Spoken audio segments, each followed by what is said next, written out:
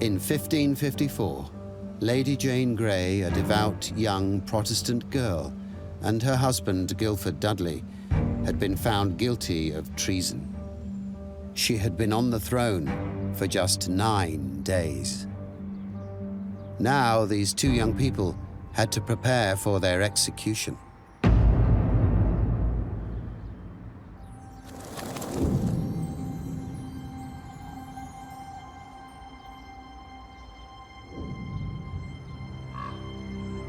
Today is the anniversary of that fateful day, the 12th of February, 1554. It was on this very day that Lady Jane Grey faced her execution 465 years ago. Well, I've never actually been here on the anniversary, and it's quite an extraordinary feeling, especially when you think that in a window just behind me here, Jane would have been standing and watching as her husband Guildford was led out from the tower up to Tower Hill for his execution. She'd have still been watching when his bloodied body was brought back, his head wrapped in a cloth. She knew that she was going to be next.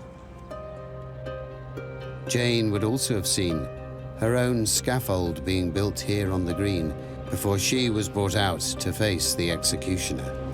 We've got to remember she's only a girl of about 17, and yet all the witnesses attested to how calm and accepting she was, and that composure never wavered, even when facing the horror of an execution. One of the accounts tells how when Lady Jane first mounted the scaffold, she says, "Good people, I am come hither to die." And so the speech continues. It's very eloquent. There's no bitterness. She seems resigned to her fate. But then when she sees the axeman, she does slightly lose it, and she tells him, "I pray you, dispatch me quickly. Get this over with."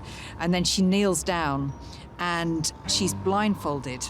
Because of that, she can't see the block anymore, and she sort of cries out, "What shall I do? Where is it?" Until one of the bystanders guided her to it. And it says that she laid down upon the block and stretched forth her body and said, "Lord, into thy hands I commend my spirit." And so she ended. And that was the end to a very brief, a very tragic life of the 9 Days Queen.